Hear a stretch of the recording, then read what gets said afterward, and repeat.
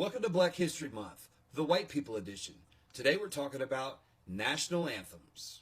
If you're against the Black National Anthem being performed at events alongside the everybody else national anthem, we need to talk.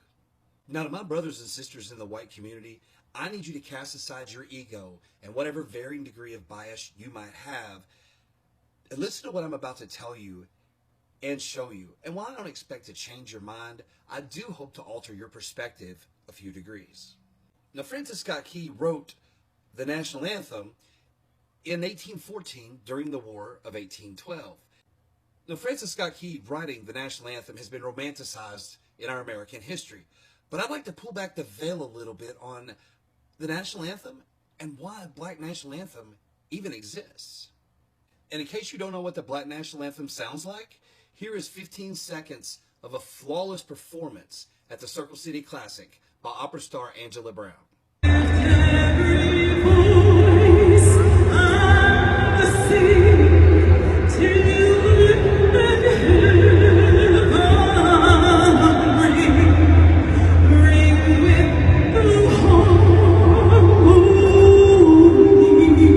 That gives me goosebumps. What a lot of you might not know about Francis Scott Key is his family was actually enslavers. And during his career, he actually used to enforce slave laws. So it's pretty safe to assume his opinion and view on Black Americans wasn't that great. To further prove my point, in the third verse, it even talks about putting hirelings and slaves either to make them run or unaliving them. Now, the slaves they were talking about in there is called the Colonial Marines. Now, who these were Black American men, mainly in Virginia and Maryland, who went to fight for the British during the War of 1812 because the British promised them land and their freedom for doing so. Now, obviously, Francis Scott Key considered the Colonial Marines traitors. But I'm going to ask you this. If you were owned by another human being and you were being worked to death for free here in this country, wouldn't you take your chances fighting for the British for freedom and land? The national anthem wasn't adopted for over 100 years. My country 'tis of thee was often what was sung, but it wasn't until there was a big push in the 1920s and 30s with the United Daughters of the Confederacy leading the way to get President Herbert Hoover to make this our national anthem. That's right, the Daughters of the Confederacy pushed President Herbert Hoover, who W.E.B. Du Bois famously noted that was a very racist president, got him to make this our national anthem for all Americans. Remember, this was 1931. Black Americans weren't really real Americans yet. They couldn't vote, they couldn't marry outside their race, they were just expected to work, pay their taxes, and keep their mouths shut because of desegregation and Jim Crow laws.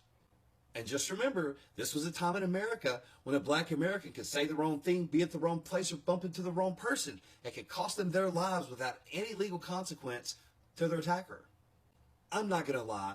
I'm patriotic. I love our national anthem. I have a deep emotional connection to the song, the first part. But I understand there are tens and tens of millions of my brothers and sisters in the Black American community and other communities who don't view this song the same way. And that's okay. Now, James Weldon Johnson wrote Lift Every Voice and Sing, or the Black National Anthem, in 1900, and his brother John is the one who composed the music for it. And it's a fantastically beautiful, soulful song. You know, and as time went on, I know that it became really popular during the Civil Rights Movement, and it's become the widespread, adopted Black American National Anthem. And I'm okay with just calling it the Black National Anthem. But a song had to come about because at the time when we created our national anthem, and for 30 years after that, Black Americans weren't national anything. They weren't even full-fledged Americans until the Civil Rights Act of 1964, and that was just changing the law. That still wasn't enforcing policies. So during almost the entire majority of their time in this country, our national anthem has really never applied to them.